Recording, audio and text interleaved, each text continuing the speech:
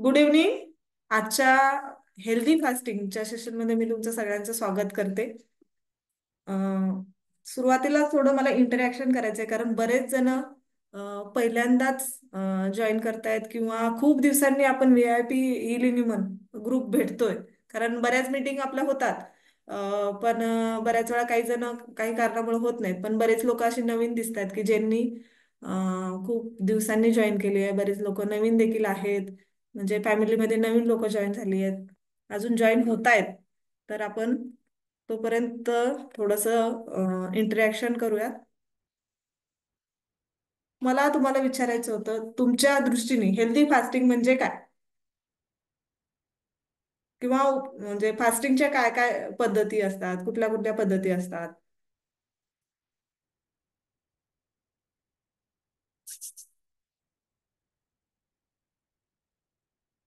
Chat box मध्ये टाकू शकता किंवा हँड राईज करू शकता.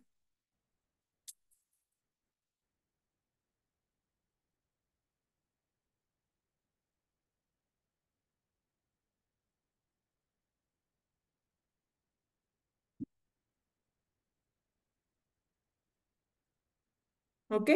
सेशनला सुरुवात करण्याआधी तुमच्या म्हणजे ह्याच्यामध्ये काय उपवास म्हणजे काय आहे ते जाणून घेण्यामध्ये मला इंटरेस्ट असेल.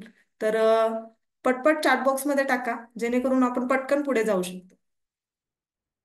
छोटीशी शॉर्ट आणि स्वीट मीटिंग आहे आज. आणि तुम्हाला सगळ्यात महत्वाचं म्हणजे जे एंड पर्यंत राहणार आहेत त्यांना एक सरप्राईज आहे, माहिती आहे ना? 10 रेसिपीचं, उपवासाच्या रेसिपीचं ई बुक तुम्हाला इमिजिएटली इथं मिळणार आहे. ओके. जेणेकरून तुम्हाला प्रत्येक उपवासामध्ये ते वापरता येईल. ओके. आज बहुतेक चाट करण्यासाठी कंटाळा आलाय किंवा उपवास सोडण्याच्या गडबडीत दिसत आहेत सगळेजण. हो की नाही? म्हणून कोणीच चॅट बॉक्स मध्ये आन्सर नाही करत आहे. यस म्हणतायत सोनिया, म्हणजे तेजल मॅडम. ओके. डोंट वरी, आपण पुढे जाऊयात.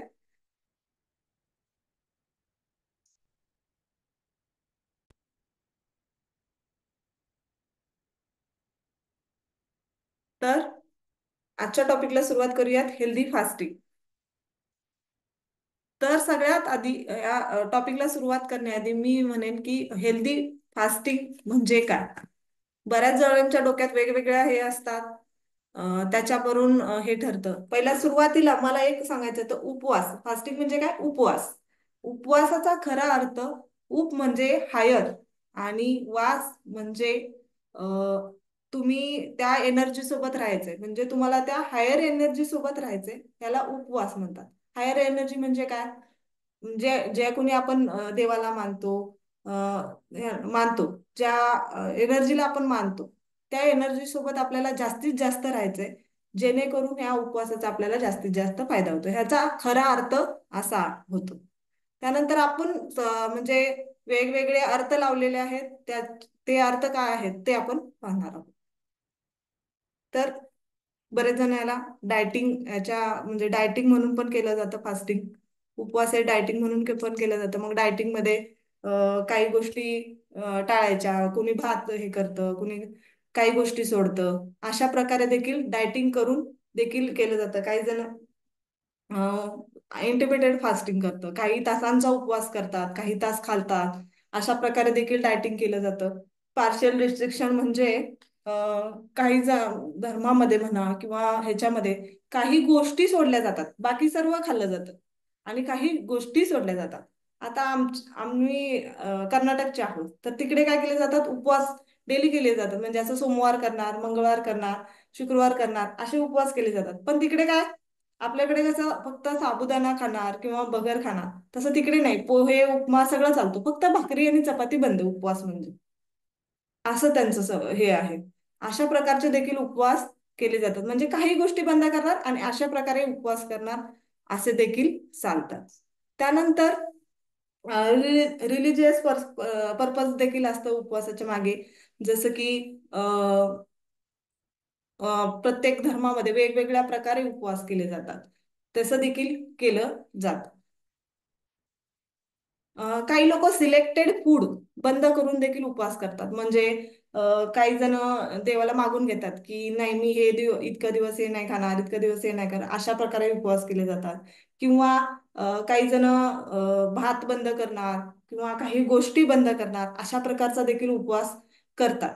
हे काय येतं, म्हणजे आपण आपल्याप्रमाणे ठरवलेले हे उपवासाचे प्रकार आहेत.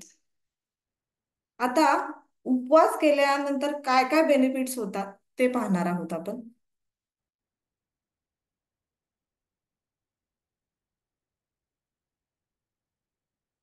उपवासाचे बेनिफिट्स असं आहे, पहिला तर सगळ्यात आधी स्पिरिच्युअल अँगल किंवा मेंटल क्लिंजिंग म्हणून देखील उपवासाचा फायदा होतो.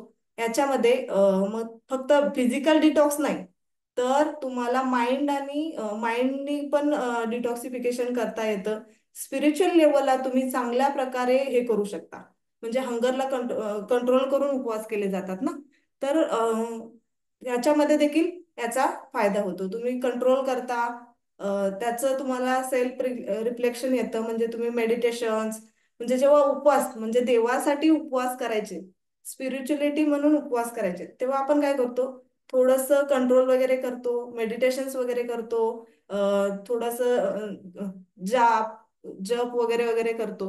त्यामुळे काय होतं, एक कनेक्शन तयार होतं. आणि आपली उपवासाबद्दल म्हणजे उपवास करायचा आहे, तर मग आपल्याला थोडं कंट्रोल करायचंय, हे डोक्यात आधीपासूनच असतं. त्यामुळे काय होतं, ऑटोमॅटिकली कंट्रोल केलं जातं. आणि भुकेवर पण कंट्रोल केला जातो. आणि भूक आणि एम्प्टी स्टमक उपवास थोडाफार करणं, ह्यामध्ये फरक आहे. हंगर म्हणजे तुमची एनर्जी कुठे ना कुठे संपत आली आहे आणि आपल्याला ते खायचंय, असं डोक्यात असतं. पण जेव्हा तुम्हाला एम्प्टी स्टमक राहून तुम्हाला स्पिरिच्युअलिटी मध्ये जायचंय, तर त्यावेळी एक वेगळी भावना तुमच्यामध्ये तयार असते होते. आणि मग तुम्ही ते एम्प्टी स्टमक जेव्हा असता, त्यावेळी तुम्ही तुमची स्पिरिच्युअलिटी मध्ये म्हणजे चांगल्या प्रकारे त्यामध्ये कनेक्शन तयार करू शकता. दुसरा फायदा आहे, तुमचं डिसिप्लिन इम्प्रूव्ह होतं. म्हणजे बघा, अ, आपण काय करतो नॉर्मलमध्ये, जे बनल ते खातो. बऱ्याच वेळा कंट्रोल नसतो, कुणी काय खा म्हटलं तर खातो. अशा प्रकारे आपल्याला चाललं असतं, थोडं अनडिसिप्लिन कार्यक्रम चाललेला असतो. म्हणजे बऱ्याच वस्तू खाण्यात येतात, इवन बाहेरच्या वस्तू देखील खाण्यात येतात. पण जेव्हा उपवासावर आपण असतो, उपवासामध्ये असतो, त्यावेळी फूड सर्टन म्हणजे हे फूड खायचंय आपल्याला उपवासामध्ये, याच्या व्यतिरिक्त काय खायचं नाही हे ठरलेलं असतं. त्यामुळे काय होतं, एक डिसिप्लिन येतो, हो की नाही, आणि एक रुटीन सेट होतं. आणि प्रत्येकाचं वेगवेगळं असतं. त्यामुळं काय होतं, आता समोर आलंय पण आपल्याला ते खायचं नाहीये. बऱ्याच वेळा आपल्याला आग्रह केला आणि मग आपण म्हणतो नाही, माझा आज उपवास आहे. म्हणजे कुठे ना कुठे आपण त्या गोष्टीला नाही म्हणतोय, हो की नाही. म्हणजेच काय, आपल्या स्वतःवर तो कंट्रोल आला. मग याच्यामुळे काय होती, आपली विल पॉवर वाढते. ज्याच्यामुळे डिसिप्लिन येतो एक. म्हणजे आपल्या समोर कितीही आवडीचं असेल, कितीही म्हणजे आपल्याला हवं असेल, तरी आपण नाही म्हणतो. कारण का, कारण उपवास आहे. सेल्फ कंट्रोल डेव्हलप झाला, ऑटोमॅटिक डिसिप्लिन आलं स्वतःमध्ये. नंतर आहे तिसरा बेनिफिट फास्टिंगचा, उपवासाचा, वेट मॅनेजमेंट. मला सांगा तुमच्यापैकी. हा, कर्नाटकामध्ये पोहे पण चालतात, बरोबर Kiran madam. Water fasting, intermediate fasting, juice diet, बरोबर, अगदी बरोबर. तुमच्यापैकी मला सांगा की वेट कमी करायचे म्हणून कोण उपवास करतो? बरेच जण करतात ना, नाही वेट पण थोडं वाढलंय म्हणून मी उपवास करणार आहे यावर्षी. असतात ना, थोडंसं वेट पण माझं कमी होतं म्हणून मी यावर्षी उपवास करणार आहे, किंवा हे उपवास करणार आहे. आता तर श्रावणाचे उपवास आहेत. मग काही जण सोमवार करतात, काही जण मंगळवार करतात, मंगळागौरीचे मंगळवार करतात, काही जण शुक्रवार करतात. पण नवरात्रीचे पण उपवास असतात, ते 9 दिवस करतात. कारण का, वजन कमी व्हावं म्हणून करतात बरेच जण, हो की नाही.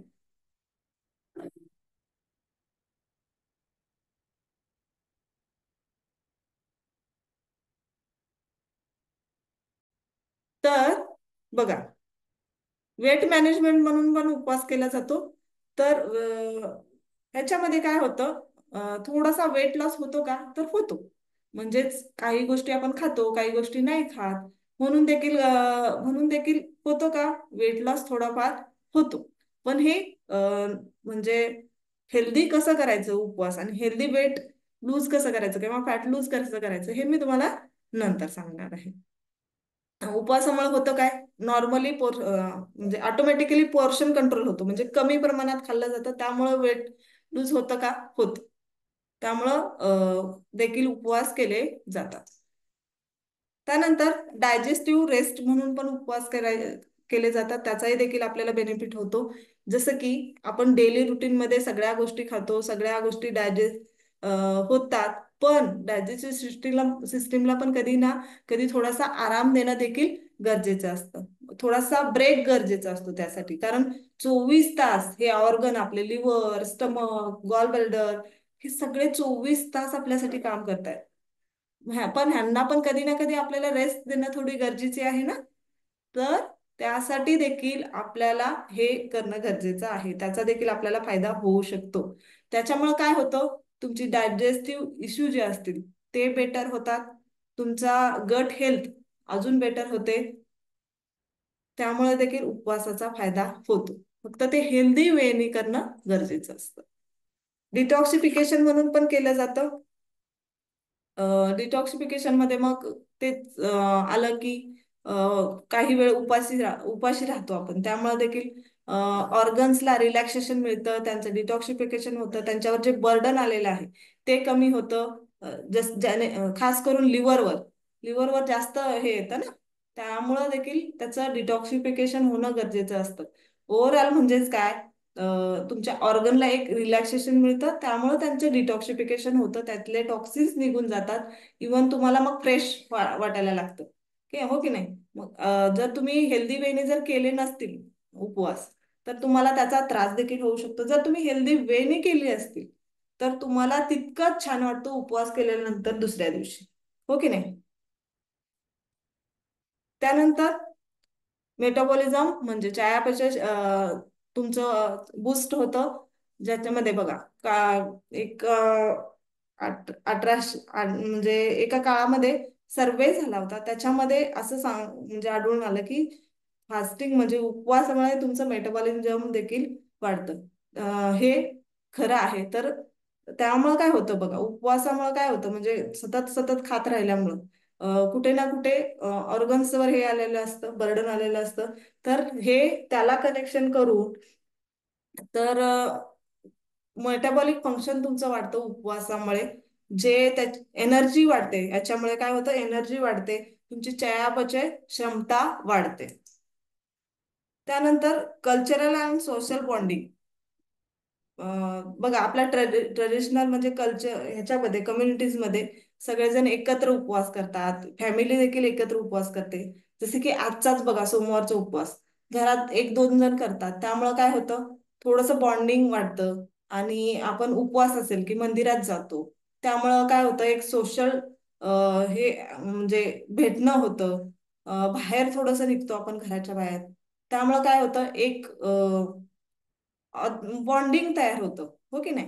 आणि एक कल्चरल ऍक्टिव्हिटी म्हणून आपण देखील हे करू शकतो. आणि एक वेगळंच भावना असते त्यामध्ये, त्यामुळे देखील त्याचा फायदा चांगला होतो.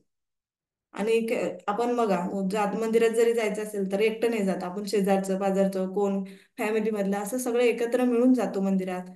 त्या उपवासाचा व्यवस्थित फायदा घेतो, देवाचं दर्शन घेतो, आणि ते एनर्जी आपल्यामध्ये घेतो.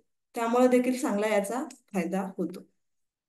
अजून काही बेनिफिट्स आहेत जे याच्यामुळे होतात, ते आपण पाहणार आहोत. Reduce insulin resistance. असं मगाशी म्हणाले तुम्हाला की ऑर्गन्सवर कुठे ना कुठे बर्डन येतं, आणि जेव्हा इन्सुलिन रेजिस्टन्स येतो म्हणजे आपण जेव्हा सतत सतत खात असतो, त्यामुळे इन्सुलिन स्पाइक होतो. आणि जेव्हा उपवास करतो त्यावेळी काय होतं, सतत खाल्ल्यामुळे इन्सुलिन स्पाइक झालेला असतो. आणि उपवास केल्यामुळं कुठे ना कुठे अ, हे इन्सुलिन रेजिस्टन्स कमी व्हायला मदत होते. तर इन्सुलिन रेजिस्टन्स म्हणजे काय, जेव्हा आपण सतत सतत खातो त्यावेळी शुगर म्हणजे इन्सुलिन स्पाइक होतं आणि ऑर्गन्सवर कुठे ना कुठे ते म्हणावं तसा रिस्पॉन्स करत नाहीत. मग त्यामुळे काय होतात, पॅनक्रियास अजून अजून इन्सुलिन बनवत जातात आणि ते सेल्समध्ये जावेत यासाठी प्रयत्न करत असतात. त्यामुळे कुठे ना कुठे रेजिस्टन्स येतो. तर हा कमी करण्याचं काम उपवासामुळे होतं. इन्फ्लमेशन कमी होतं. बॉडीमध्ये कुठे ना कुठे इन्फ्लमेशन असतं. ते इन्फ्लमेशन कमी करण्यासाठी म्हणजे सूज आपल्याला बाहेरून दिसत नाही, पण आतून इन्फ्लमेशन बऱ्याच ऑर्गन्सला असतं. बघा बऱ्याच वेळा जॉईंट पेन वगैरे होत असतात. जॉईंट पेन होतात म्हणजे काय झालेलं आहे, तिथं इन्फ्लमेशन झालेलं आहे. हे कमी करण्याचं देखील म्हणजे आपण जेव्हा उपवास करतो तर कुठे ना कुठे थोडासा वात कमी होण्यासाठी असं म्हणू शकतो. तर हे कमी होण्यासाठी मदत होते. आणि उपवासामध्ये अशा गोष्टी ऍड केल्या तर हे इन्फ्लमेशन देखील थोड्याफार प्रमाणात कमी व्हायला मदत होते. हार्ट हेल्थला देखील खूप बेनिफिट होतात त्याचे. त्यानंतर कॅन्सर प्रिव्हेन्शन म्हणून देखील करू शकतो. म्हणजे काय होतं, आपण डिटॉक्सिफिकेशन करतो उपवासाच्या दरम्यान.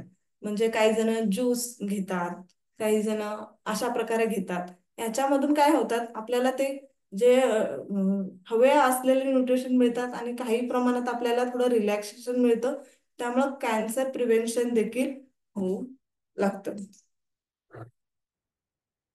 ग्रोथ हार्मोन्स वाढतात. मग आपल्याला बघा स्पिरिच्युअलिटी म्हणून करतो आपण. म्हणजेच कुठे ना कुठे आपले हॅपी हार्मोन्स असतात, ग्रोथ हार्मोन्स असतात, ते कुठे ना कुठे इन्क्रीज व्हायला लागतात. त्यामुळे आपल्याला अ, आतून छान वाटायला लागतं. हो की नाही? त्यामुळं काय होतं, अ, त्याचा देखील एक चांगला बेनिफिट होतो. एजिंग डिले होतं. म्हणजे काय बघा आता, जसं मी मगाशी म्हणाले, आपण सतत काही ना काही पदार्थ खात राहतो. आपण जेव्हा स्वतःवर कंट्रोल करतो त्यावेळेस होतं काय, ऑर्गन्सला रिलॅक्सेशन मिळतं. ऑर्गन्सचं एज वाढलं तर तुमचं एजिंग पण कमी व्हायला चालू होतं. मग त्यांना कुठे ना कुठे रिलॅक्सेशन मिळाल्यामुळं अजून प्रोडक्शन म्हणजे त्यांची प्रोडक्टिव्हिटी वाढते. ते अजून चांगल्या प्रकारे काम करायला लागतात ऑर्गन्स. जेव्हा मग ऑर्गन्सचं एज वाढतं, त्यांची प्रोडक्टिव्हिटी वाढते, तेव्हा ऑटोमॅटिक तुमचं एजिंग काय होणार आहे, डिले होत जाणार आहे.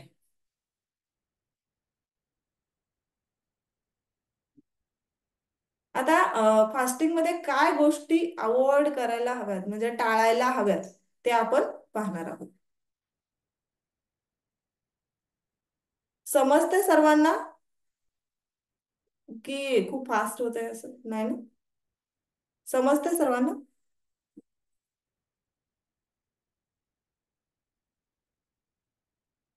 थँक्यू.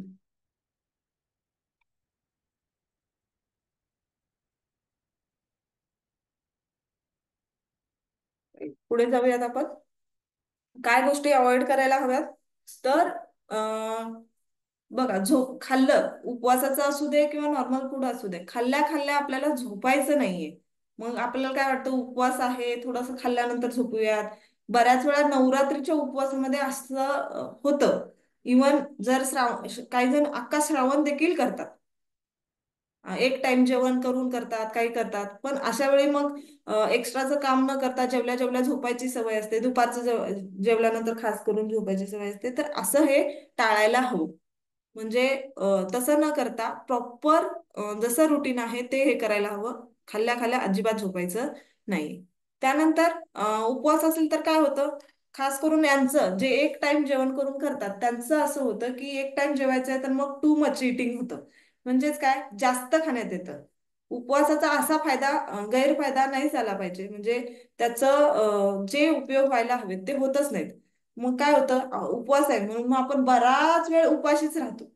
बराच वेळ उपाशी राहिल्यामुळे काय होतं, खूप भूक वाढलेली असते. भूक वाढली मग काय म्हणतो, समोर जे येईल ते मग खात सुटतो, मग कंट्रोलच नाही राहत. असं नाही झालं पाहिजे.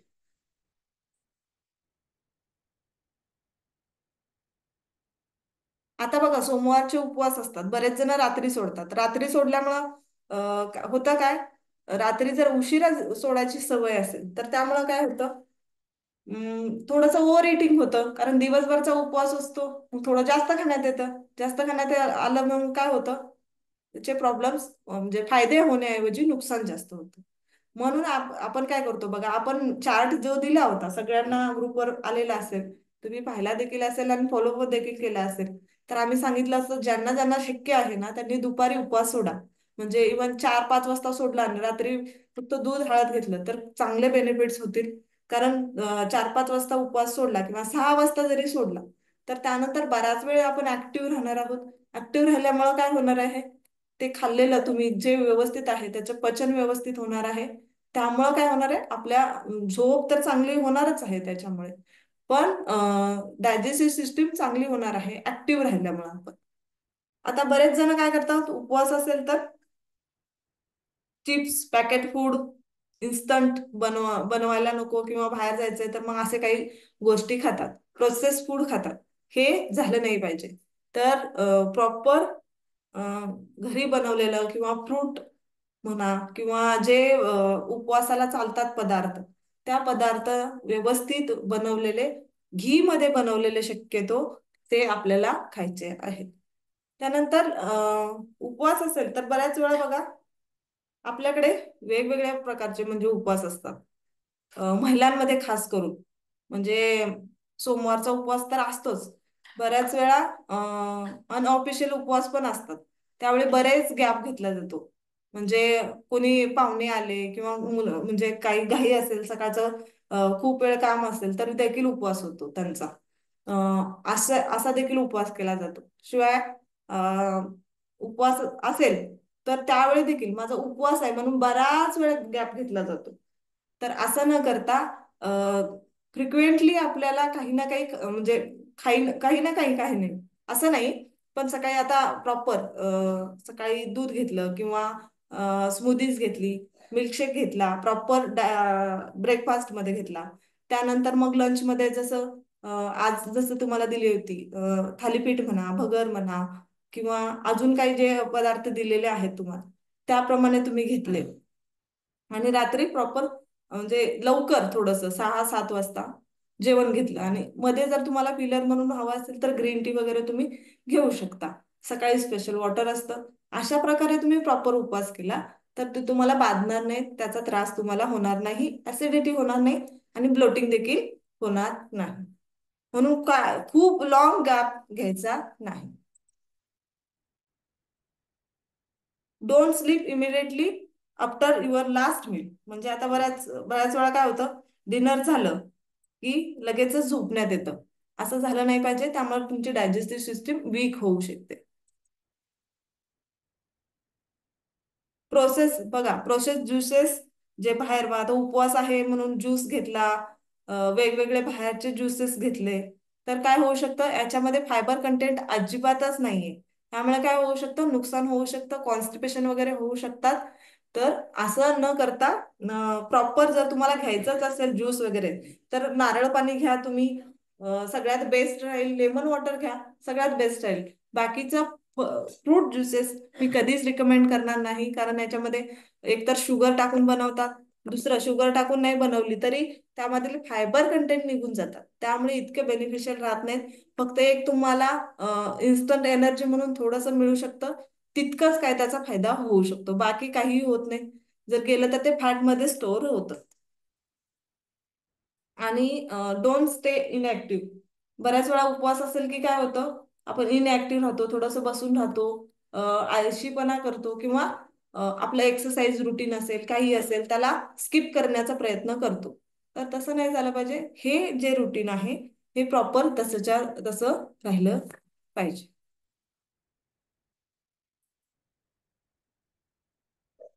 आता सायकोलॉजिकल काय बेनिफिट्स होतात ते पाहूयात. Boost brain function. Brain function होतं म्हणजे आता जसं मगाशी म्हणाले तुम्हाला सेल्फ कंट्रोल राहतो. तुम्ही तुमच्या म्हणजे देवाच्या प्रती तुम्ही ज्या काही एनर्जीला मानता त्याच्या प्रती तुम्ही एक म्हणजे एकनिष्ठ होता. त्यामुळं काय होतं, तुमचं ब्रेनचं फंक्शन चांगल्या प्रकारे डेव्हलप होतं, कॉन्सन्ट्रेशन जास्त वाढतं, तुमची विल पॉवर जास्त वाढते, तुम्हाला एक एनर्जी फील होते, हो की नाही. आणि बघा जेव्हा उपवास असेल त्यावेळी आपल्याकडून प्रॉपर देवपूजा होणे किंवा मंदिरात जाणे अशा प्रकारे होतं. त्यामुळे पण एक एनर्जी आपल्याला मिळते.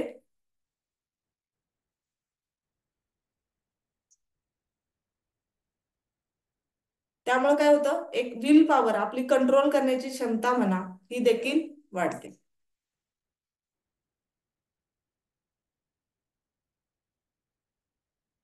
त्यानंतर कोणाकोणाला ऑब्झर्व म्हणजे एकदम तुम्ही लक्ष ठेवून तुम्हाला उपवास करायचे आहेत, जर कंटिन्युअसली उपवास असतील त्यांना खास करून, किंवा थोडेफार जरी उपवास असतील तर अंडर ऑब्झर्वेशन हे उपवास करायचे आहेत, किंवा लक्ष देऊनच उपवास करायचे आहेत. कोण कोण असू शकतं याच्यामध्ये, तर डायबेटिक असाल तुम्ही, तुमच्या शुगर लेवल सारख्या फ्लक्च्युएट होत असतील, तर तुम्ही उपवास शक्यतो करू नका. जेव्हा करत असाल तर अंडर ऑब्झर्वेशन करा. तुम्हाला किडनी डिझीज असतील ज्यांना, त्यांनी देखील अंडर ऑब्झर्वेशनच करायचे आहेत. ज्यांची सर्जरी झाली आहे किंवा कुठल्या आजारातून अ, आजारी आहे, आजारातून बाहेर आले, अशा व्यक्तींनी उपवास करू नये. करायचे असतील तर अंडर ऑब्झर्वेशन करावं. ब्रेस्ट फिडिंग मदर्स असतील, म्हणजे लॅक्टेटिंग मदर जे बाळाला दूध पाजतात, अशा मदर ज्या असतील, त्यांनी उपवास शक्यतो करू नये. उपवास केलं तर अंडर ऑब्झर्वेशन, व्यवस्थित आपला आहार व्यवस्थित आहे का हे पाहतच उपवास करायला हवा. जे अंडरवेट आहेत, ज्यांचे वजन म्हणजे जेवढा असायला हवं त्यापेक्षा कमी आहे, त्यांनी देखील त्यांना जसा झेपतोय त्याप्रमाणे, त्यांना जर सहन होत असेल, ते त्यांचं कॉन्ट्रीब्युट करू शकत असतील त्याप्रमाणेच ते उपवास करू शकतात.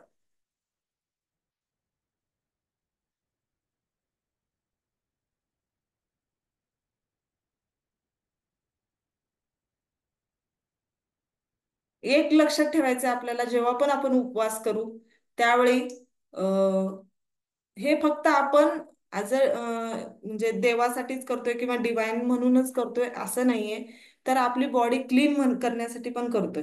हे आपण लक्षात ठेवून केलं तर मग जास्त उपाशी पण राहण्यात येत नाही, किंवा जास्त खाण्यात देखील येत नाही. आपण करतोय कशासाठी हे आपल्याला क्लिअर असायला हवं. फक्त देवासाठी म्हणून करत नाही आणि फक्त बॉडीसाठी पण करत नाही, हे दोन्ही अँगल ह्याच्यामध्ये मिक्स केला तर तुम्हाला प्रॉपर उपवास करायला करता येतो. आता टिप्स पाहूयात. आता सगळं झालं, कशासाठी करतोय, काय झालं, हे सर्व आपण पाहिलं. तर आता खऱ्या उपवासाची पद्धत काय आहे हे आपण पाहणार आहोत. पहिलं तर काय अवॉइड करायचं उपवासामध्ये ते पाहूयात, त्यानंतर मग आपण काय करायचं ते देखील पाहूयात. शुगर अवॉइड करायच्यात, म्हणजे शुगर प्रोसेस फूड. आता आपल्याकडे बघा, उपवास असेल तर काय केलं जातं, चहा जास्त घेतात. गावाकडे तर पद्धतच असते, म्हणजे उपवास असेल की 2-3 वेळा चहाच होतं सकाळी, असं होतं. किंवा कॉफी घेतात, किंवा काही ज्युसेस घेतात, त्याच्यामधून शुगर वेगवेगळ्या प्रकारे जाते. किंवा काही गोड आयटम बनवले जातात, त्याच्यामधून शुगर जाते. तर हे प्रोसेस शुगर असते ती टोटली अवॉइड केली पाहिजे.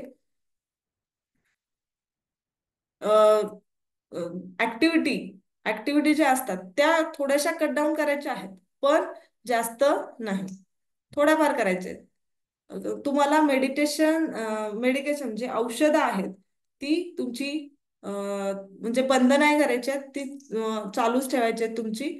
आणि जो उपवास आहे, म्हणजे जे औषधं किंवा काय आहेत, ती तुम्हाला घेत घेत उपवास करायचे आहेत. आता श्रावण महिन्यासाठी तुम्हाला काही रिकमेंडेशन असेल जे तुम्ही यूज करू शकता.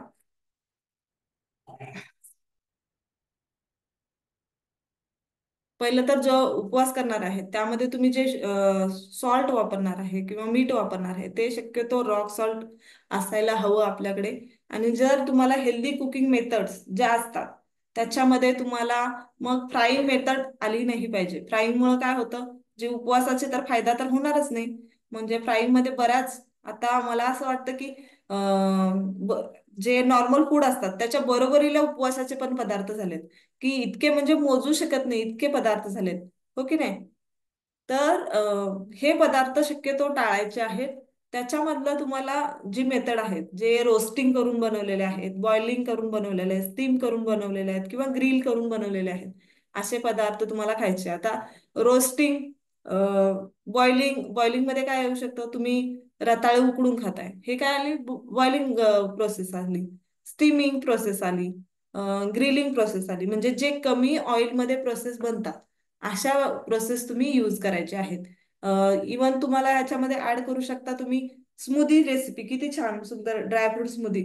उपवासाला तुम्हाला फुलफिल पण ठेवते, खूप वेळ पोट भरल्याचं फिलिंग देते, आणि इवन एनर्जी देखील खूप छान राहते.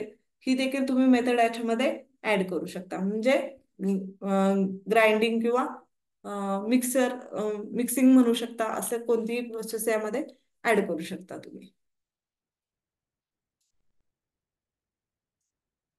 त्यानंतर बी स्ट्रिक्टली व्हेजिटेरियन. व्हेजिटेरियन का राहायचंय आपल्याला? मी म्हणजे नॉनव्हेजच्या विरोधात नाहीये, पण तुम्हाला या श्रावण महिन्यामध्ये किंवा उपवासाच्या दरम्यान ह्या 2 महिन्यासाठी खास करून तुम्हाला पूर्णपणे व्हेजिटेरियन राहायचंय.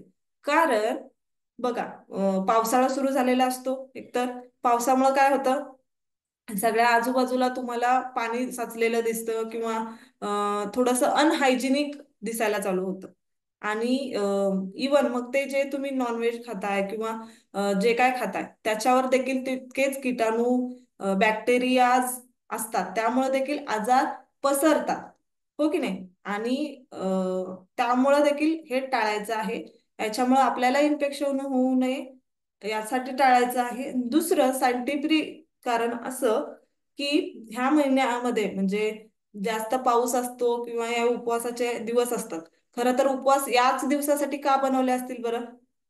कारण डायजेस्टिव्ह सिस्टीम आपली थोडीशी वीक होते. म्हणजे आपल्या थोड्याशा हालचाली, म्हणजे पाऊस चालू झाला की थोडं आपलं बाहेर जाणं बंद होतं. नॉर्मल आपण जर वॉक करत असेल तो थोडासा बंद होतो, कारण घरातल्या घरात तर इतका वॉक केलाच जात नाही, करूच शकत नाही माणूस ठरवलं तरी.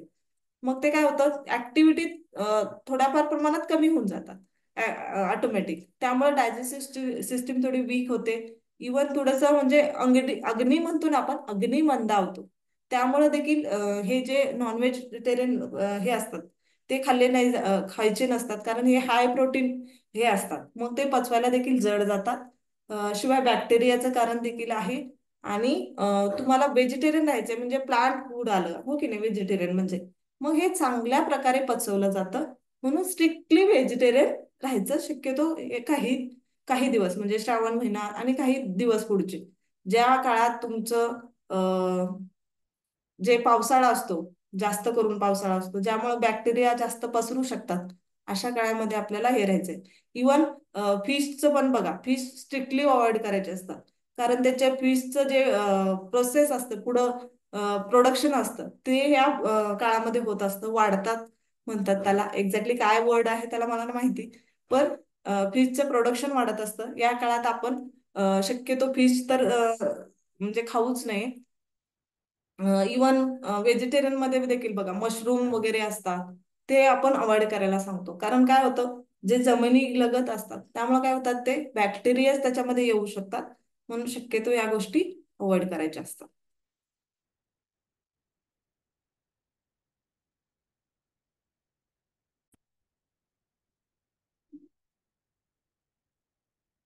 त्यानंतर अवॉइड एनी फ्राईड आणि हेवी फूड्स. म्हणजे आता जसं चिप्स म्हणालो आपण, चिप्स काय होतात, असतात थोडेसेच क्वांटिटी, पोट तर भरत नाही त्याच्यामुळे, पण हेवी कॅलरीज जातात. त्यामुळे काय होतं, फॅट मध्ये जमा व्हायला लागतात. इवन बरेचसे जण मग कुठे वडा तळला, कुठे म्हणजे एकतर साबुदाणा हेवी, हाय कॅलरीज कार्बोहायड्रेट्स आहे, म्हणजे तो सिंपल कार्ब्स मध्ये येतो. त्यामुळं थोडंसं ऍसिडिक वगैरे पण होतं. आणि त्यामध्ये जर तुम्ही त्याला फ्राय करून खात असाल, त्यामध्ये बटाटा वगैरे ऍड करून खात असाल, तर काय होतं, ते खूप हेवी फूड होऊन जातं. तर अशा गोष्टी शक्यतो टाळायला हव्यात. Avoid onion garlic. आता ज्यांना शक्य आहे त्यांनी ऑनियन आणि गार्लिक देखील अवॉइड करू शकता ह्या फास्टिंग पिरियडमध्ये. Avoid over eating. उपवास आहे म्हणून एका वेळी खूप खाणं हे देखील आपल्याला अवॉइड करणं गरजेचं आहे. पोर्शन कंट्रोल करून व्यवस्थित, म्हणजे जेवढं डेली आहे तितकंच खाणं गरजेचं आहे. बघा आता मी कालचा उपवासाचा डाएट चार्ट दिला होता. तर त्याच्यामध्ये कसं सांगितलं मी, आता तुम्ही रात्री उपवास सोडणार आहात, तर मग मी काय पोळी भाजी भात असं सर्व नाही दिलं. एकच आयटम दिला. म्हणजे एक तर तुम्ही हे खाऊ शकता, पोळी भाजी खाऊ शकता. उपवास सोडताना शक्यतो पोळी भाजी खातात म्हणून उपवास भाजी, भात वगैरे हे सर्व गोष्टी ऍड नाही करायचं. मग हे सर्व ऍड झाले की काय झालं, ओव्हर इटिंग झालं. तर असं न करता प्रॉपर ते उपवास करणं गरजेचं आहे. आता काय खाऊ शकतो, सगळं झालं पण आता काय खाऊ शकतो ते पाहिजे ना. तर त्यामध्ये पहिलं येतं शिंगाडा. शिंगाडा खाऊ शकता. शिंगाडा पण मिळतो. आता सीझन नाहीये, शक्यतो त्याचा हिवाळ्यात सीझन चालू होतो, तर ते शिंगाड्याचं पीठ मिळतं, त्याचे थालीपीठ वगैरे खाऊ शकता तुम्ही. त्याचं अजून वेगवेगळे पदार्थ देखील बनतात, ते देखील खाऊ शकता तुम्ही. राजगिऱ्याचे वेगवेगळे प्रकार मिळतात. राजगिऱ्याच्या लाह्या मिळतात, त्यापासून तुम्ही लाडू बनवू शकता, त्यापासून चिक्की बनवू शकता, घरची गुळामधले चिक्की आणि लाडू बनवू शकता. इवन जी मिळते ती देखील खाऊ शकता, त्यामध्ये शेंगदाणे वगैरे टाकलेले असतील तर ते देखील खाऊ शकता. राजगिऱ्याची पोळी देखील बनते. म्हणजे जसं गव्हाचं पीठ असतं तसा चिकटपणा राजगिऱ्याच्या पिठाला देखील असतो. त्यामुळे तर तुम्हाला छोटेसे फुलका टाईप बनवून खायचं असेल आणि जी उपवासामध्ये भाजी चालते ती देखील खायची असेल तर तुम्ही प्रॉपर ते खाऊ शकता. इवन तुम्हाला मग राजगिऱ्यामधून काय चांगल्या प्रकारे कॅल्शियम मिळणार आहे. ते देखील तुम्हाला फुलफिल म्हणजे उपवासामध्ये देखील फुलफिल व्हायला मदत होणार आहे. त्यानंतर साबुदाणा. साबुदाणा खायचा आहे पण लेस क्वांटिटी, कमी प्रमाणात. आणि तो देखील घी मध्ये बनवलेला असेल, त्यामुळे त्यामध्ये दाण्याचं कूट वगैरे टाकलेलं असेल. आणि तुम्ही बटाटा टाकता त्याऐवजी तुम्ही रताळी उकडून त्याचे पीसेस कट करून तुम्ही टाकू शकता. जेणेकरून हा टेस्टी देखील बनतो, मुलांना देखील आवडतो, आणि तुम्हाला जे बटाट्यापासून त्रास होणार आहे ते देखील होणार नाही. म्हणजे बघा खिचडी आवडते सगळ्यांनाच, पण काही जणांना खिचडी खाल्ल्यानंतर थोडी ऍसिडिटी होते. थोडंसं काय ढेकर वगैरे येतात काही जणांना. तर असं अवॉइड करण्यासाठी तुम्ही हे रताळा ऍड करून घेऊ शकता आणि लेस क्वांटिटी घेऊ शकता. त्यानंतर मखाना आहे. मखाण्याची खीर असेल, मखाण्याचा लाडू असेल, मखाना लाडू म्हणजे ड्रायफ्रुट्स आणि मखाना टाकून बनवलेला लाडू असेल. इवन मखाना फक्त रोस्ट करून, इवन मखानाचा चिवडा म्हणजे फक्त घी टाकलंय, त्यामध्ये तुम्ही शेंगदाणे टाकलेत, काही काजू टाकू शकता, मिरची टाकू शकता. आणि त्यामध्ये तुम्ही भाजलेले मखाने परतून घ्यायचे आणि त्याच्यामध्ये थोडंसं हलकंसं मीठ घालायचं, झाला मखानाचा चिवडा. हे तुम्ही म्हणजे उपवास असेल आणि तुम्हाला प्रवास करायचा असेल त्यामध्ये देखील तुम्ही व्यवस्थित प्रमाणे त्याला कॅरी करू शकता. फक्त एअर टाईट डब्यामध्ये ठेवणं गरजेचं असतं. उपवासाला मखाना चालतो. त्यानंतर नट्स असतील. नट्स मध्ये काय येतात मग, काजू असतील, बदाम असतील, अक्रोड असतील, जे ड्रायफ्रुट्स आहेत ते देखील तुम्ही खाऊ शकता. ड्रायफ्रुट शेक असतो, जसं मी तुम्हाला अंजीर शेक देते, आज बदामाचा मिल्क शेक दिला होता तुम्हाला मी. त्याच्यामध्ये बदाम होते, केशर होतं, जे तुम्हाला खूप फुलफिल ठेवतं. 2-3 तास तुम्हाला एकदम भूक लागू देत नाही असा मग शेक देखील तुम्ही घेऊन पिऊ शकता. म्हणजे ड्रायफ्रुट्स त्याच्यामध्ये प्रोटीन पण आहेत, फॅट पण आहेत, आणि त्याच्यासोबत मिल्क घेताय तुम्ही, तर म्हणजे काय झालं, हे एक हाय प्रोटीन झालं. त्यामुळे तुम्हाला काय करतं ते फुलफिल ठेवतं, जास्त वेळ भूक लागत नाही याच्यामुळे. स्पायसेस मध्ये तुम्ही रॉक सॉल्ट यूज करू शकता, ब्लॅक पेपर, काळी मिरी चालते, इवन इलायची चालते, इलायची वॉटर देखील. जर तुम्हाला उपवासाचा थोडाफार प्रमाणात जर त्रास होत असेल किंवा असं ब्लोटिंग वाटत असेल, पोट फुगल्यासारखं वाटत असेल, तुम्ही इलायची वॉटर म्हणजे पाणी रात्री झोपताना 1 ग्लासभर पाणी गरम करायचं, ग्लासपेक्षा कमी केलं तर चालेल, त्याच्यामध्ये एक इलायची टाकायची, चांगली उकळायची आणि ते पिले तर तुम्हाला खूप पोटाला आराम देखील मिळतो. इवन जिरा पावडर, तुम्ही जे बनवता पदार्थ मध्ये जिरा टाकताच, इवन जिऱ्याचं पाणी देखील तुम्ही घेऊ शकता. त्यानंतर सिझनिंग एजंट मध्ये तुम्हाला ग्रीन चिली चालते, म्हणजे हिरवी मिरची तर आपण घालतोच. ओके. अद्रक चालते. तुम्ही बऱ्याचशा जे पदार्थ बनवता, जे आपण नॉर्मल पदार्थ बनवताना कसं अद्रक लसूणची पेस्ट वगैरे वापरतो, फ्रेश बनवलेली. तर याच्याऐवजी लसूण ऐवजी फक्त तुम्ही अद्रक ठेचून टाकणे, चिरून टाकणे, बारीक करून टाकणे असं करू शकता. अद्रकने काय होतं, तुमचे डायजेस्टिव्ह सिस्टीम चांगली व्हायला मदत होते. काही जणांकडे कोथिंबीर चालते, तर ते कोथिंबीर वापरू शकतात. किंवा लेमन ज्यूस तर चालतोच चालतो.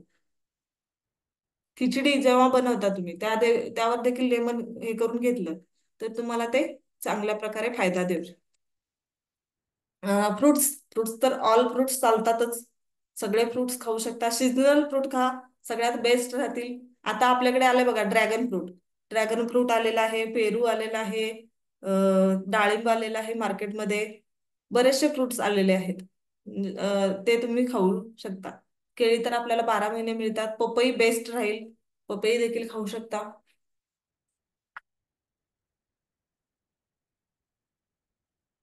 रॉ शुगर रॉ शुगर म्हणजे ब्राऊन शुगर वगैरे असते किंवा खडीसाखर म्हणतो आपण.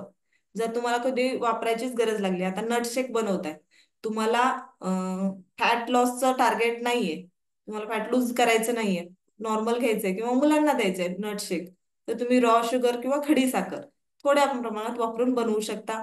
गुळ वापरू शकता, हनी वापरू शकता. लाडू वगैरे बनवताना तुम्ही हनी, गुळ वगैरे म्हणजे रॉ शुगर, गुळ वगैरे वापरू शकता. तुम्ही मिल्कशेक बनवताना हनी वगैरे वापरू शकता.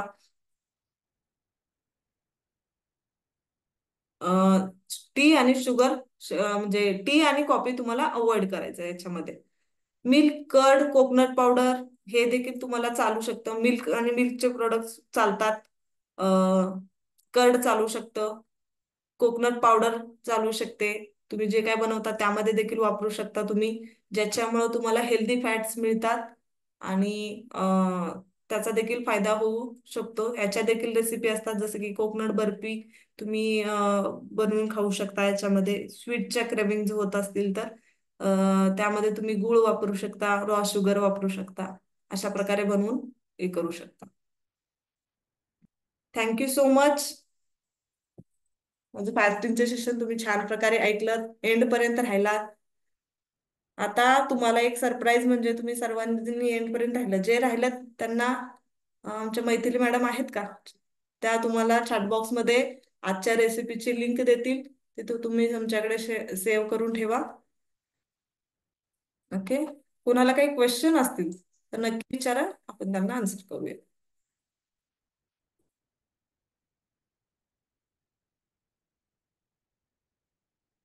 मैथिली आहे का?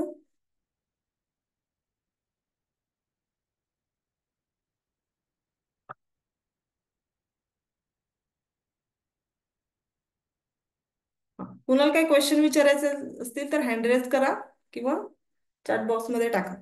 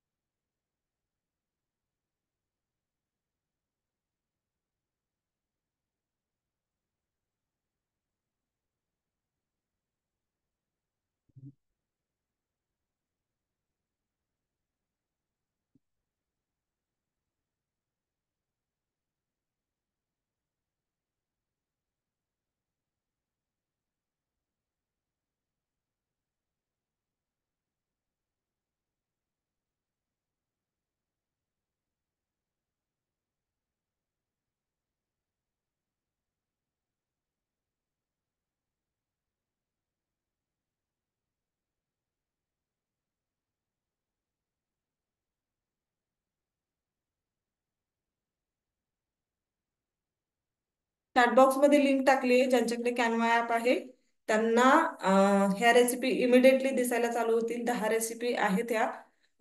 जर कुणाकडे कॅनवा नाहीये तर त्यांनी काय करा, मला मेसेज करा, मी तुम्हाला त्या 10 रेसिपी पाठवून देते.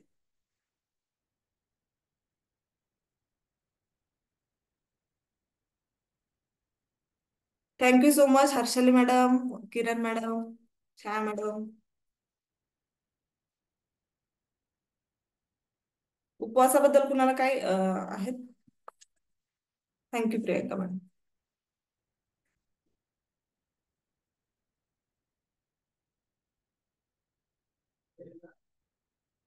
ओपन करून पाहिलं, कुणी पाहिलं?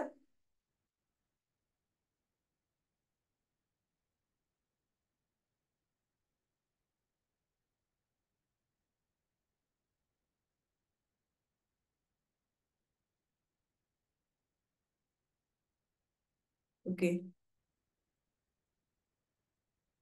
ही लिंक तुमच्याकडे सेव्ह करून ठेवा, किंवा मला तुम्ही मागा, मी तुम्हाला PDF वगैरे पण देते. ओके. Tejal madam, thank you. तुम्ही आलात सेशनला त्याबद्दल थँक्यू, आणि एंड पर्यंत राहिलात त्याबद्दल डबल थँक्यू.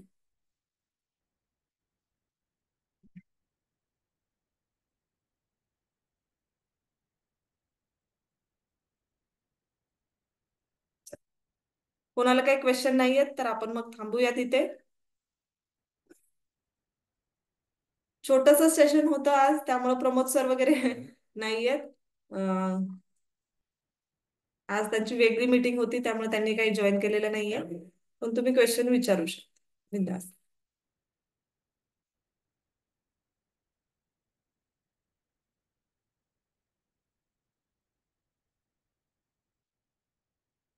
ज्यांना नवरात्रीचा उपवास करायचा आहे, त्याच्या आधी मी एक मीटिंग घेणारच आहे, पण ज्यांना ज्यांना नवरात्रीचे उपवास करायचे त्यांच्यासाठी आपल्याकडे पूर्ण 9 दिवसाचा उपवासाचा डाएट चार्ट पूर्णपणे रेडी आहे.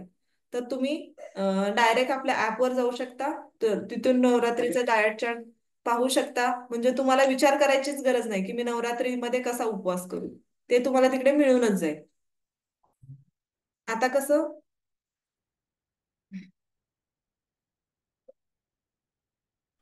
हा, लिंक कशावर टाकली मॅम? आता चॅटबॉक्स मध्ये टाकली ना इकडे. नाही नाही, ग्रुपवर आहे का कुठल्या? नाही, चॅटबॉक्स मध्ये टाकली. आता टाकली बघा, परत टाकली. हे झूमच्या चॅटबॉक्स मध्ये. ओके, मग आता ती ओपन कशी करणार आपण मोबाईलवर? मोबाईल. मैथिली मॅडमला सांग, जेवढे सेशनला होते त्यांना पर्सनल पाठवायला. मैथिली मॅडमला, Harshal madam. Maithili madam session मध्ये दिसत नाहीये.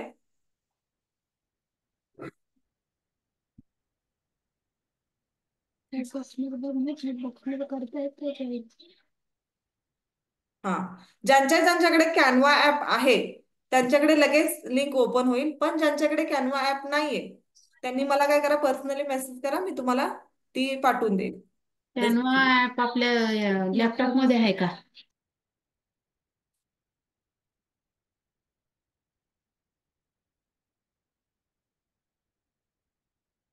कोणाचं ओपन झालं फक्त यस म्हणा, म्हणजे मग आपण हे करूयात, एंड करूयात मीटिंग. कारण तुम्ही लिंकवर क्लिक करत नाही तोवर ती ओपन होणार नाही. ओके. भारती मॅडमला मिळाली. फॉक्स म्हणून कोण आहेत मला नाही कळालं, त्यांना पण ते पण जॉईन झालेले आहेत कॅनवाला.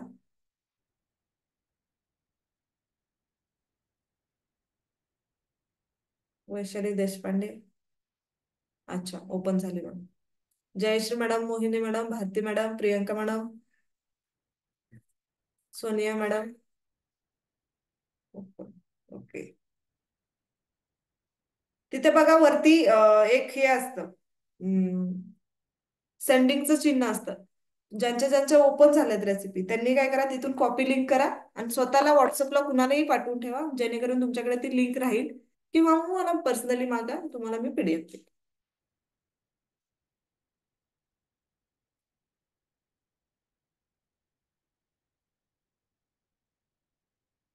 त्यामधून ज्या लास्ट रेसिपी आहेत 2, त्या अगदी फ्रेश बनवलेल्या आहेत.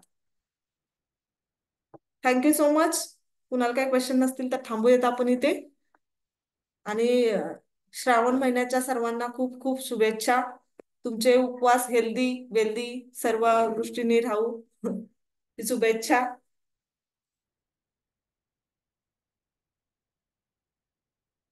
आणि आपले कंटिन्युअसली असेच इन्फॉर्मेशन नाईट्स राहणार आहेत. आज हेल्दी फास्टिंग पासून आपण सुरुवात केली. नेक्स्ट मंडेचे नेक्स्ट मंडे म्हणजे 15 दिवसातून एकदा अशीच इन्फॉर्मेशन नाईट्स आपली राहणार आहे. त्यामुळे सर्वांनी मीटिंगला येत राहा. Thank you so much.